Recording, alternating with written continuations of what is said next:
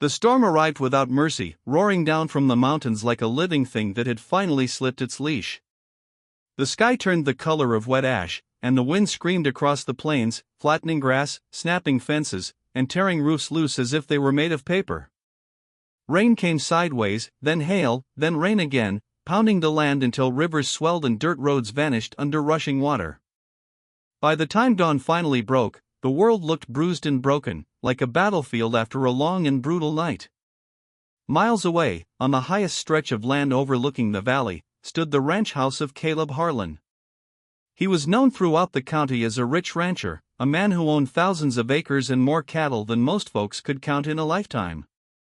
His barns were reinforced steel, his fences thick and new, his house built of stone hauled in at great expense. When the storm hit, Caleb had watched it from his wide porch, arms crossed, jaw tight, knowing his property would survive. It always did. But when the storm passed, Caleb did not celebrate. He had learned long ago that survival was not something to boast about when others were not so lucky. Early that morning, he saddled his horse and rode out to inspect the damage across the outer edges of his land. Broken branches littered the ground. A windmill leaned at an awkward angle. One fence line lay tangled and twisted like wire pulled from a giant's fist. As he rode farther down toward the lowlands, where poorer soil met poorer people, he saw what the storm had truly done. At the edge of his property stood a small, weathered house that had been there longer than Caleb could remember. It belonged to Eli and Margaret Turner, an old couple who had lived quietly on that land for decades. Their place was modest to the point of invisibility, a wooden house with peeling paint, a sagging porch, and a barn that had seen better days long before Caleb bought his ranch. They kept a few chickens, a milk cow, and a small vegetable patch that barely survived the harsh summers. Caleb slowed his horse when he saw them. The house was half gone. One entire wall had collapsed inward, boards scattered across the mud like fallen dominoes. The roof had caved in on one side, leaving a jagged opening to the sky. The barn was worse, flattened almost completely, its beams snapped and strewn across the field. And there, in the middle of all that wreckage, were Eli and Margaret Turner. Eli, bent with age but stubborn as old oak, was lifting broken planks one by one, stacking them carefully as if they were still useful. Margaret knelt in the mud, her gray hair tied back with a faded cloth, salvaging nails from splintered boards. Their clothes were soaked and caked with dirt, but they worked without pause, without complaint. Caleb felt something tighten in his chest. He dismounted and watched for a moment, saying nothing. He noticed how Eli's hands shook when he lifted the heavier beams, how Margaret winced when she stood, pressing a hand to her lower back before bending again. These were not people who should have been rebuilding after a storm. These were people who should have been helped.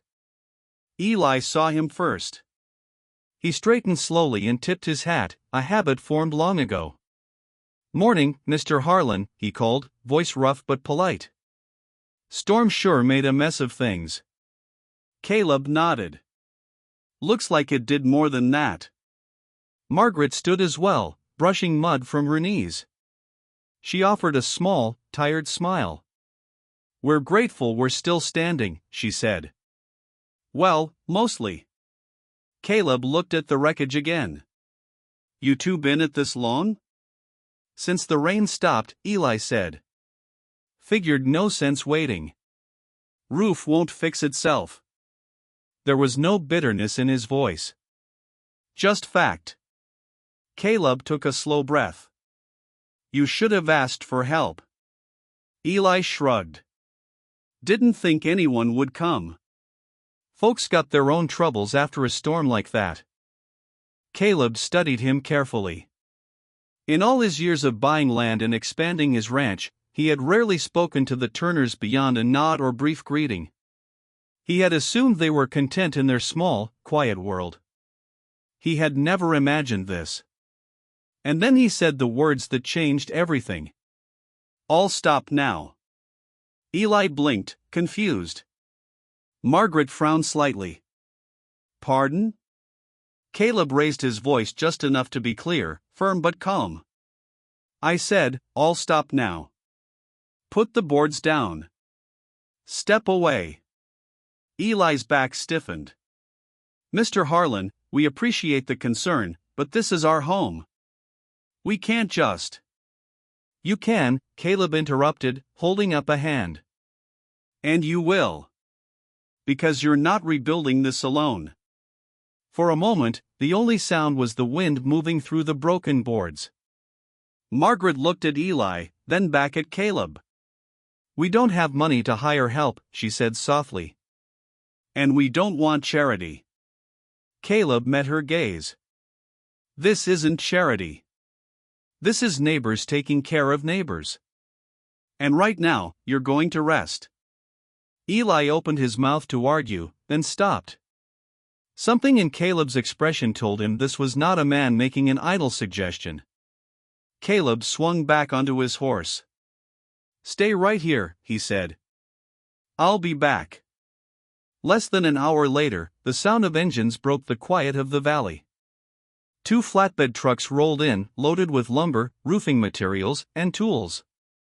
Behind them came a crew of ranch hands, strong men and women who worked Caleb's land and trusted his word without question. Eli and Margaret stood frozen as the trucks pulled up. Caleb dismounted and addressed his crew. This is the Turner place. Storm took it apart. We're putting it back together. Properly. One of the men glanced at the old couple. Today? Caleb nodded. Today. Margaret's eyes filled with tears. She tried to blink away. Mr. Harlan, this is too much, she whispered. Caleb shook his head. What's too much is 2 people your age trying to lift a house by themselves. He turned to Eli. You've lived here longer than I've owned half this land. You've kept to yourselves, never asked for a thing. That ends today.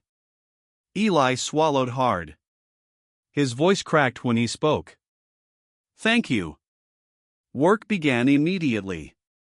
Old, broken boards were cleared away and replaced with solid new framing. The damaged roof was stripped and rebuilt stronger than before. Someone set up a small table and brought food and hot coffee for the Turners, insisting they sit and watch while others worked. Margaret protested at first, but her legs gave out when she tried to stand again, and she finally accepted the chair. Eli sat beside her, hat in his hands, eyes following every movement of the crew. As the hours passed, something else changed. Word spread. A neighbor arrived with extra blankets. Another brought a pot of stew. A local carpenter stopped by and offered his skills for free. Children came to help collect debris. What had started as one man saying all stop now became a small army of kindness. By sunset, the house stood whole again. Not just repaired, but improved. Stronger walls. A new roof. Windows that actually sealed out the wind. The barn, too, was rising again, its frame solid and square. Margaret walked through the front door slowly, touching the walls as if they might disappear. It's beautiful, she whispered. Eli stood in the doorway, unable to speak. Caleb watched them quietly from outside. One of his ranch hands approached him. Didn't know you were close with them, the man said. Caleb shook his head. I wasn't. That's the problem. Later that evening, as the last truck drove away and the stars came out one by one, Caleb sat with Eli and Margaret on their rebuilt porch. The air smelled of fresh wood and cooling earth. I spent a long time thinking success was about building things that couldn't be knocked down, Caleb said after a while. Turns out I was wrong. Margaret smiled gently. Storms have a way of teaching that. Eli nodded. You didn't just rebuild our house today. You reminded us we're not alone. Caleb looked out over the valley, where lights now glowed softly from other homes recovering from the storm. Neither am I, he said. And in that quiet moment, the rich rancher understood something no amount of land or money had ever taught him. Real strength wasn't in what you protected from the storm, but in who you stood beside after it passed.